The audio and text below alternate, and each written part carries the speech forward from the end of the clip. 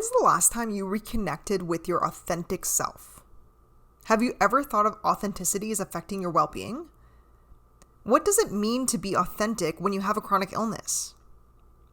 Here's a definition of the authentic self if you're not sure what I mean. It's an honest representation of you. It's not caring about the judgments of others. It's being honest with your thoughts, feelings, and behaviors. Now, it's not giving yourself permission to be a jerk or ignore the feelings of others, but it is about, at the very least, an inner acknowledgement of who you are and what you need. My guest this week is Amber Gilkerson, a chronic illness warrior and a holistic health coach, here to discuss how authenticity has improved her well-being on this week's episode of Chronically Living. I'm Kelsey Harris, a chronic illness warrior and a psychotherapist in training. On Chronically Living and How to Make the Most of It, we're providing tangible ways to improve the well-being of spoonies. So get ready to make the most out of your life, even with that pesky chronic illness.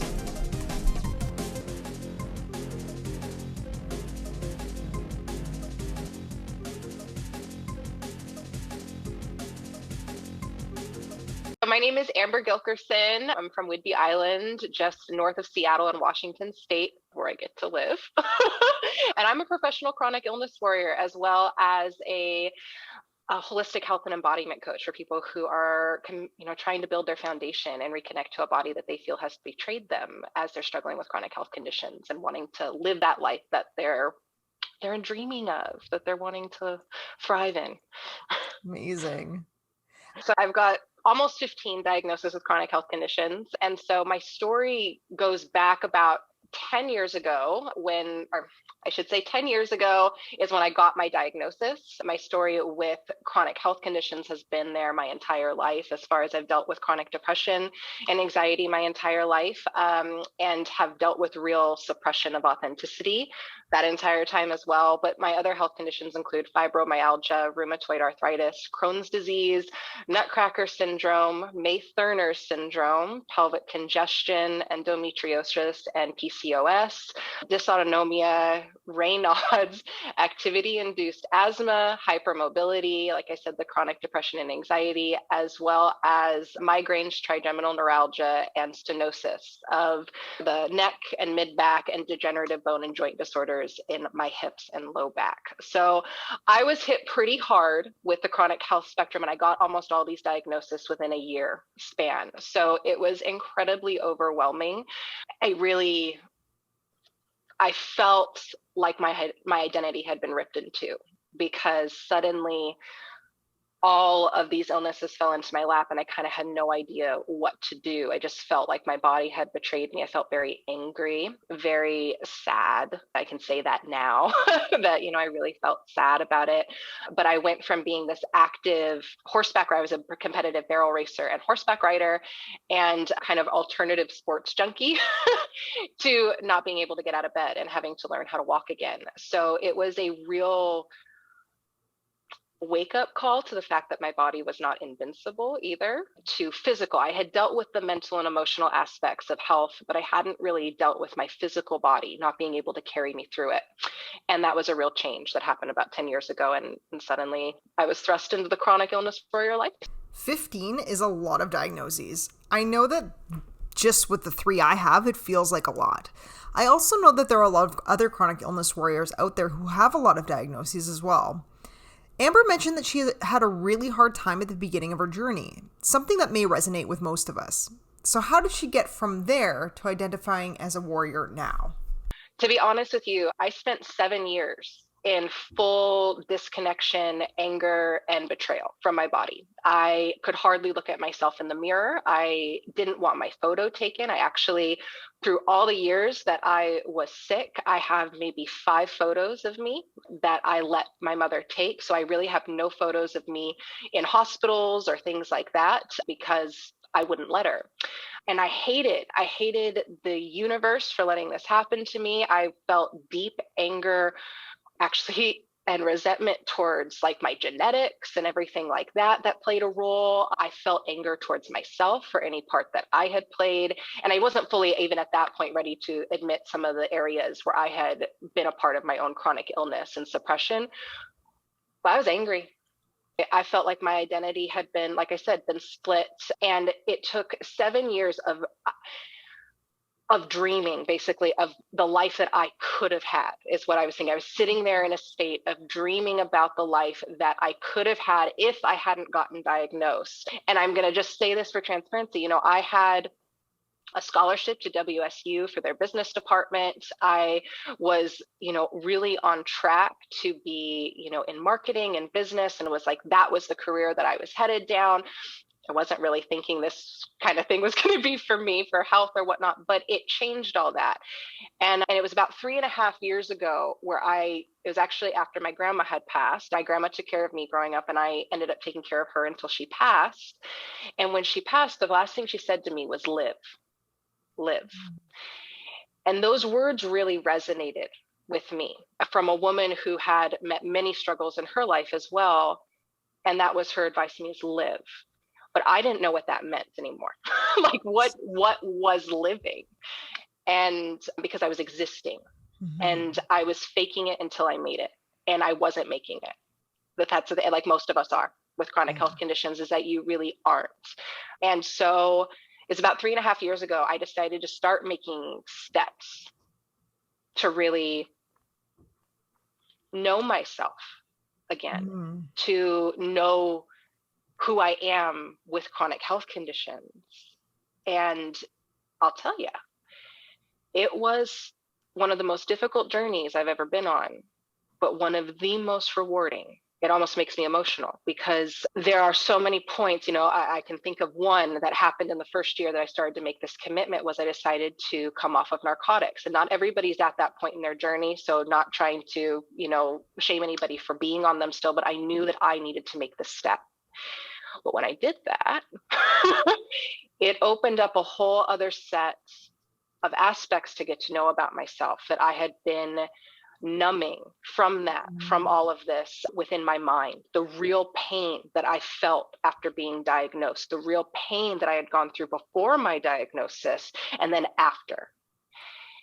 And a whole new set of healing unfolded. And then really it's been the last year that I implemented everything that I was sitting there dreaming about. Was when I talk about, relearning my own brain, I was journaling a lot. I was thinking about, and was trying to get out who I am, right? And it's really this last year where I implemented a lot of those things that I had been writing down, that I had been dreaming of, that I had been thinking, this is the life that I want to live, or this has to be possible. And reframing the mindset, right? Because that's the part none of us want to do, because it sucks. Amber makes a really good point. The journey to a better life while having a chronic illness is hard. It's long, and it's a lot of personal work. And what I want to add is that change is slow. I say this to clients all the time, whether it's a mental health issue or a chronic health condition. If you want to make changes, know that change is slow. Mindset, as Amber is talking about, is part of the change that improves quality of life and well-being. So let's hear a bit more about what she did. What helps you understand why your body's in a state of dis-ease, and that it really hasn't betrayed you, that it's asking for help. And this reframing was huge. And that, again, happened about a year ago. And then just to bring you up to date completely, is that in the last 4 months is when I took action in a completely different way. I really took all these things that even in the last year where I thought I was taking all of this control, I was realizing I was doing all this foundational work in my mindset, right? These last 4 months is where I took all of that and then implemented it into all the other lifestyle factors. And the results have been incredible. Considering at the beginning of this year, I was talking with doctors about moments where I was slipping in and out of consciousness. Literally, I was so sick at one point earlier this year where that was happening. So I'm also wanting to say in that's part of why I'm bringing that up, is that I'm also not completely better. Right. My chronic illnesses are not gone, is that I still fight, but if there is obviously something here that's working. And that's where I've started sharing my story, because I think others deserve to know that, yes, the journey is long and wherever you're at, it is okay, but keep going, because there's more. Yeah. Yeah, I like that. And it's so true. Like well-being as a person with a chronic illness isn't about getting rid of your chronic illness because they're chronic. Like, it'd be great if we could get some cures for them, but that's not within our control. What's within our control is how good our life can be, even with chronic illness. And so I like that you've kind of pointed that out for us. It's a huge aspect of it, right? Is that I think that we get a lot of people who are trying to tell people with chronic health conditions and chronic illness that, oh, if you just do, how many of us have been told if you just do yoga, all your problems will go away? And don't get me wrong, that's a beautiful modality to incorporate and absolutely vital, essential for healing and movement, right? But that doesn't mean it's going to take away everything. And this is giving people also with chronic illness this sense of that they're not doing enough. And there's so much that you can do that can help you just live with this, not necessarily cure it, but live with this. I think that's probably what most of us want to be able to do, is keep living, not just existing, as Amber mentioned earlier. As we've been exploring on the show this season, there's a lot of different aspects we can incorporate it on this path to living. Amber shares one that I think is often overlooked and actually was touched on briefly by one of my guests last season. So listen up. Reconnecting to my authentic self was the biggest part. And this is, if people end up following me on a platform anywhere, I talk about this a lot. When I refer to my authentic self, I refer to connecting to the fullness of my identity, to the fullness of who I am as a soul, not just in my journey with health, but, the purpose. What is the purpose here? What are my wants, needs, and desires? Who am I? Really, because I think what ends up, especially when people are diagnosed young with chronic health conditions like I was, right? I was still figuring it out. I didn't know. I was diagnosed at 17. So I'm still very young in this whole journey. I didn't know any of it. And I was still figuring out who is myself. And connecting to my authenticity was probably the biggest aspect. And I did this a lot through journaling, but I started asking myself the hard questions, which was, am I actually speaking my needs to people around me? What am I doing that's suppressing my own voice? How can I not be living in a state of suppression of the self?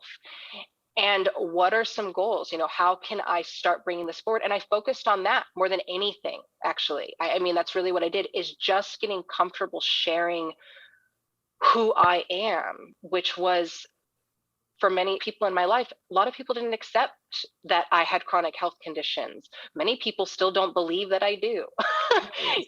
There's a real importance of connecting truly to who you are in the fullness of the self, so you can stand in your power, because that's what I think is also happens when you're diagnosed, is you feel like someone has ripped your power away, that suddenly all your control, all your choices, suddenly those are ripped away. And this happens in multiple facets of, trauma as well, which a lot of people with chronic health conditions have dealt with trauma. And so there's a real link there. And that was a big link for me. And so connecting deeply to that authentic self was recognizing all of that, seeing how the fullness also then manifested into the chronic disease that I'm in.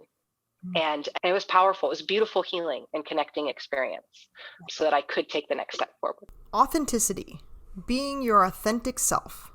A lot of people with and without chronic illness struggle with this. This doesn't mean dwelling on your pain or necessarily sharing every aspect of your life with every person you meet. It's more about getting in touch with that part of yourself that isn't a chronic illness warrior. Like we talked about in the episode on using externalizing language, we are more than just our illness.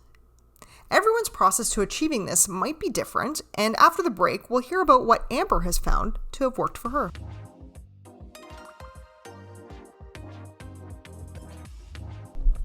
Hey warriors, what if it was possible to get local, fresh groceries delivered right to your front door? You could take up deep sea yoga with all that free time. Well, Instacart gives you unlimited grocery delivery for one low monthly fee. This is definitely better than paying for delivery on all those other apps. Forget that one ingredient you needed to make that super healthy smoothie. Instacart can deliver to your front door in as little as an hour. You can shop multiple stores, getting all your favorites on a single order. Instacart even highlights deals so that you can save money. Get all the products you love, hand-selected by shoppers based on your preferences.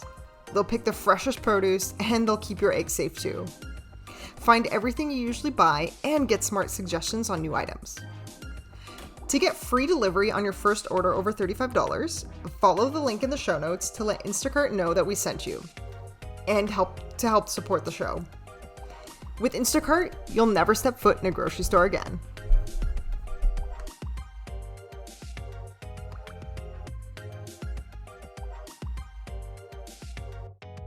So what is Amber doing to achieve this authenticity process? I'll give you a hint. It's 4 seemingly simple, but actually not really easy steps. Yeah. So really what I first did is I implemented a system, what I call the 4 R's, and they are rest, reflect, reset, reconnect. And this was actually something that came to me in a meditation.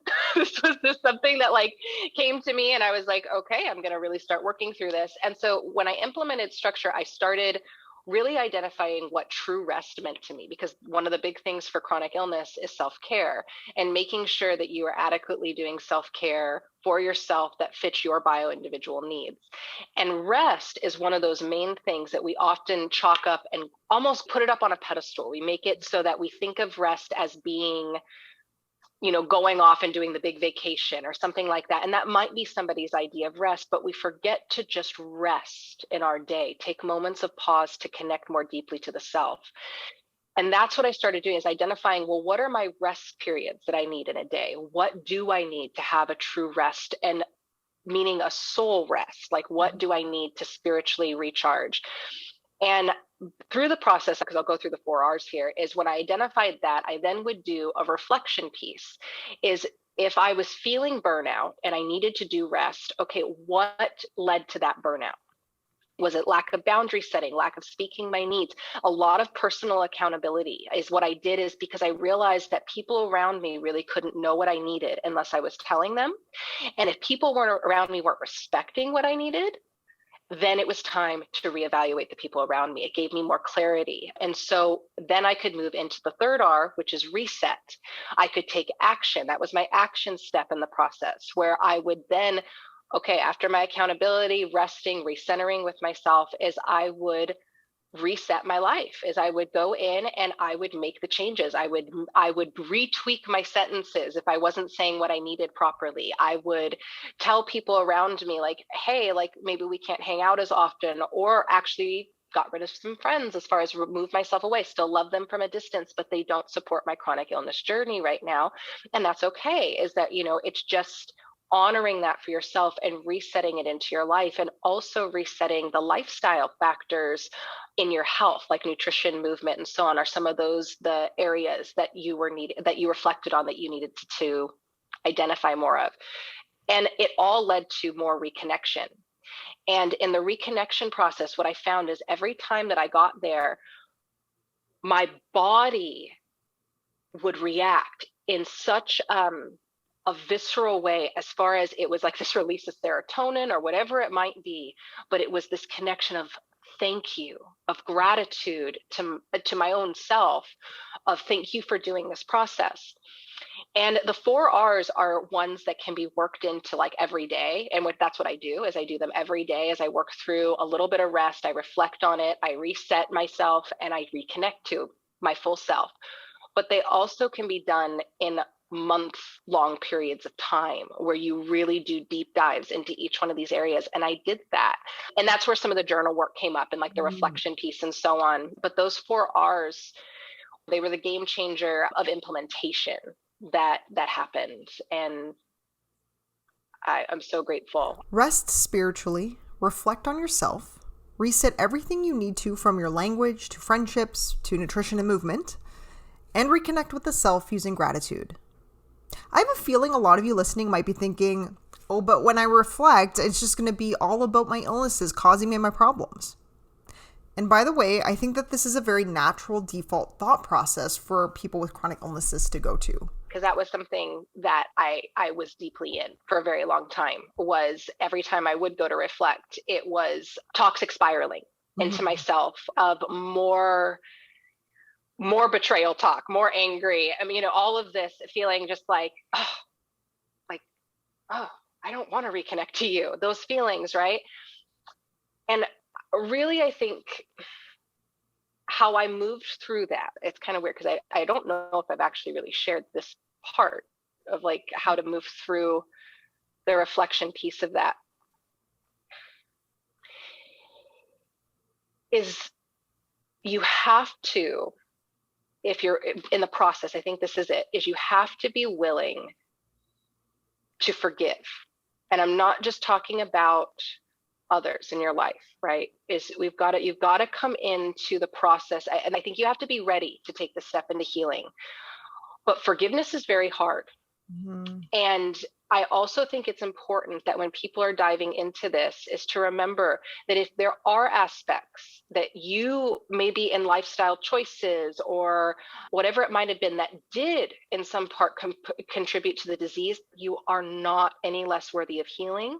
I think it is that we get so angry at ourselves and believe we're not worthy of forgiveness for some of the things that we do to ourselves. And the thing is I say this, and this is not blame. I say this, and this is such love, is we all experience trauma that we inflict upon ourselves. And it gives me chills. But in the first step of connecting to your chronic illness is to forgive yourself. You are worthy of being forgiven. Mm-hmm. And that was it for me. I stood in front of the mirror. And this is one of the most emotional things I've ever done in my life, is I stood in front of the mirror and I forced myself to look myself in the eye. And I said, I forgive you. And I still, like, it gives me chills. I'll never forget that moment. And I didn't really believe it when I said it to myself. Like I said it, I forgive you. But it was me looking back at myself in my own eyes that I broke down into tears. And then I said it again. And I went, I forgive you. And it changed, and it did. And I continued saying it. I forgive you. I forgive you. And again, I feel like some people hear me when I tell this part, and it sounds like it could be blame, and it's not. Mm-hmm. It's not. This is really important. This is just an aspect in how you can partner with yourself. And I think what ends up happening so often is we're so discouraged to do that from the time we're very young, that then when we're presented with something that fully makes us feel disconnected from ourselves in any aspect of the word, this idea of having to connect, read back, or to forgive, or to do all that is very hard. And so just to recognize that for people and where they're at, I see you, been there. And forgiveness is an essential first step for your healing. As Amber says, self-forgiveness is essential.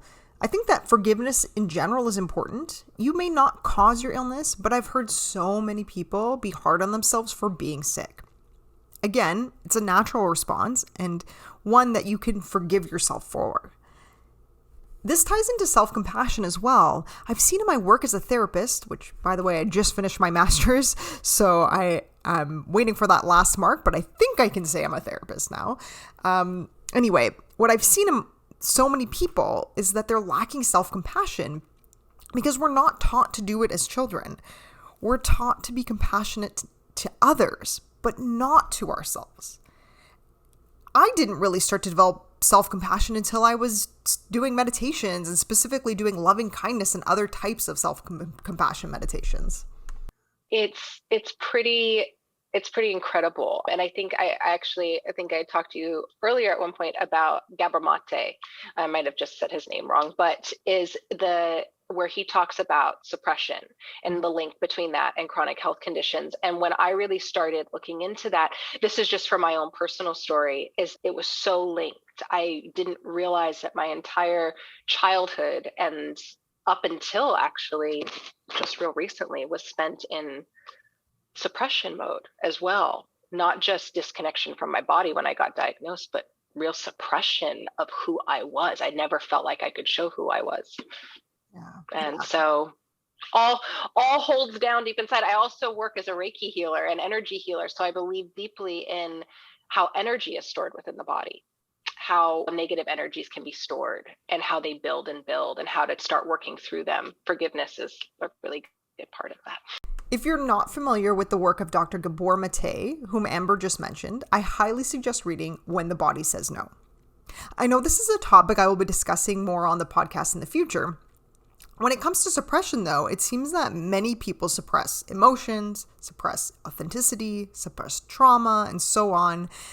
I think it might just be that society has taught us to do this, but it's actually not healthy. And we need to learn to do more of the opposite, which is to accept these things. We're supposed to have emotions. We're supposed to have physical sensations. And sometimes those really suck, but they are supposed to be there. I think for people with chronic health conditions that we really have to be willing to step into is the fullness of emotion, understanding that feeling anger and sadness and grief is okay, that it is not bad. And our society has built up so much that to feel angry or to feel sad or to feel frustrated is bad. And we leave people suppressing those emotions and continuing to harbor these negative energies within themselves. And this is just wrong. And it's so culturally normalized that breaking through it's hard. It's difficult to break through the noise, but it is an essential part of living fullness. So how do you relate authenticity to where you are with your health, both currently and where you want to be in the future? Yeah, so with my health is really living in alignment to what I know my body needs. Is that I think for authenticity, I broke it down into a few different things, but really for me, I've always been a people pleaser, so I had to start speaking my needs. So authenticity came in the form of really sharing my voice, sharing my truth, but it also, like I said, came in the form of, what I'm putting inside of my body, what I am taking in mentally and emotionally. It came to aligning to joy as opposed to this grand end result, which I was so focused on. I was wanting to get to actually even where I am right now. This is about, 7 years ago, heck, even 3 years ago, I would have loved to be just even feeling this much joy in my day-to-day life because joy was missing. Mm-hmm. And so connecting back to my authenticity was also connecting back to what brings me joy on a soulful level, not just on the surface level, and how to dive deeply into bringing that more into my life. So where would you say your well-being is now comparatively to a couple years ago? Dramatically improved. I'd say back, just a couple years ago, my well-being was probably at a 1 or a 2. I was floating on the suicidal line frequently. I was in and out of hospitals. I didn't see any more reason to live, especially since my grandma had passed. My reason had been taking care of her and so on and so forth. So I'm kind of like, what am I going to do? And now I would say my well-being, and this is not an exaggeration, is between a 9 and a 10. And why is because even on the bad days, because I have bad days. Yesterday was a bad day, is I feel joy again. Every day in my life now, because of connecting to my authentic self, I've created opportunities for joy. My beautiful dog sits right at the foot over here next to me, and realizing that joy sometimes comes in just being able to give him a hug and love on him. Sometimes it's being able to step out my door and get into a car that starts. It's finding joy again. And there wasn't any back then. And now there is. This again reminds me of the conversation I had with Dr. Shirazi about Viktor Frankl. In Man's Search for Meaning, Frankl talks about finding joy and meaning in the little things, like the sunset, while he was in a concentration camp. What I think it is that we have joy that surrounds us every day. And we're constantly waiting for joy to come to us. And you have to find it in your life. You have to find what joy is to you, because my joy could be very different than yours. Right. And, and that's the beauty of it, though. At least I think it is. It shows our individual expression, our individual authenticity, and the most beautiful individual ways that we can find joy in this world. Next, we have a bonus topic for Patreon subscribers of Chronically Living. This topic is about taking control of your illness rather than it taking control of you. I had a client once say to me that they realized they could take control of their mind and that their mind doesn't have to control them. Believe it or not, we can do the same to some extent with our illness. Head over to Patreon and subscribe to access this content.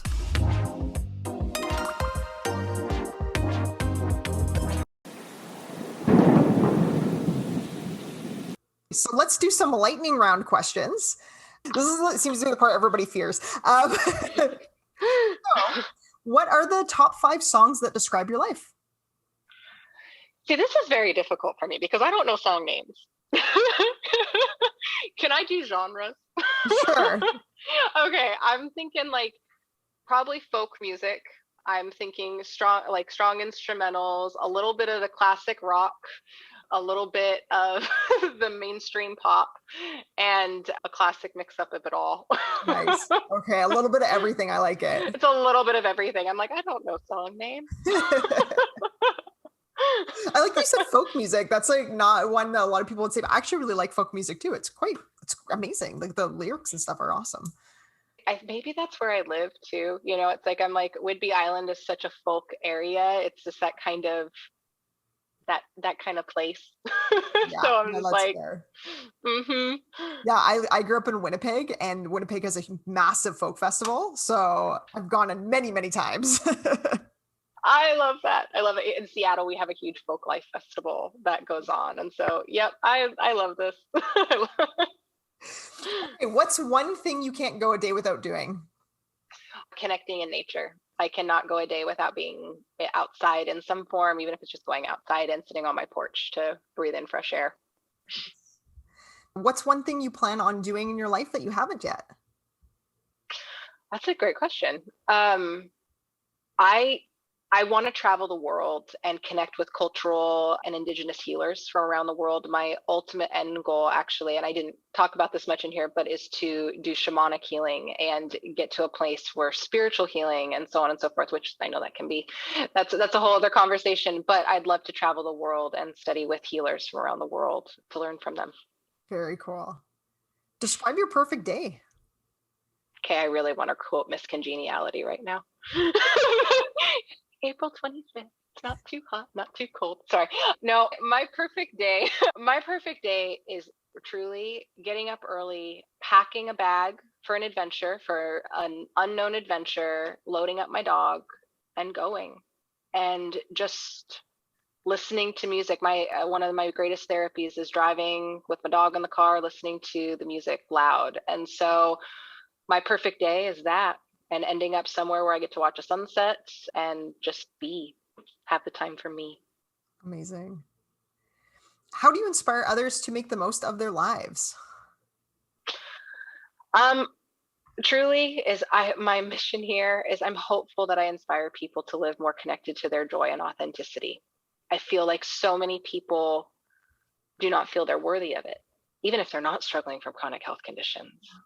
And I want to encourage people to know that they are, because there's a lifestyle of more connected partnership that awaits. And I want that for people. That's great. Amber, thank you so much for being here. Where can we find you and follow you? Yeah, totally. So I am on Facebook. I have a Facebook group that's called A Home for Chronic Illness Warriors, and that is your home. I have that as a support space for people to come and share, but I also share a lot of great free information there. I do a lot of free trainings and so on. I also You can find me on my website. My business is called Overcoming Starting Over. And so you can find me at www.overcomingstartingover.com. There you'll get information more about the programs, more about the people I serve, more about my backstory. I've got some videos on there that share a little bit more of my story. I'm still new into really sharing all of this with people, so some of these videos are a little bit rocky. But also you can find me on Instagram. I am under my name, which is Amber Gilkerson. And so you can follow me on there. Social media platforms are still building, but if you get into the Facebook group and on Instagram, you will be able to follow along and really get on there. And on my website, you can join my mailing list too and I have a download on there. So you can actually get the 4 R's, an outline to the 4 R's and how you can start utilizing them in your life to build a foundation as a chronic illness warrior. So you've got all those resources available to you, and hopefully we'll get to connect. So yes, and all the information will be down in the show notes as well. Well, Amber, this has been great. Thank you so much for coming on. Thank you so much.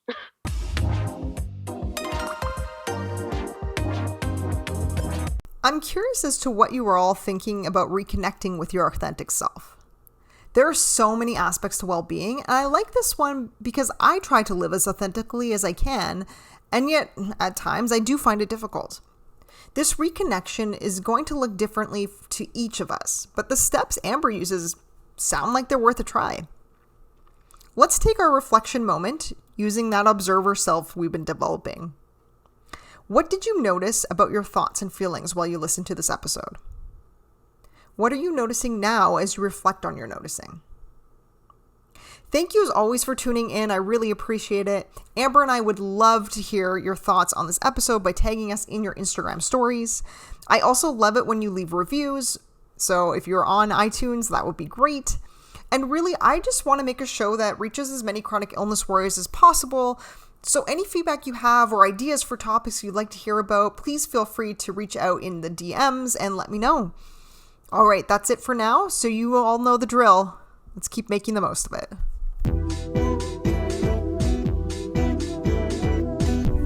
Special thanks to Nicole Skira for the original music and to Charity Williams for the original artwork.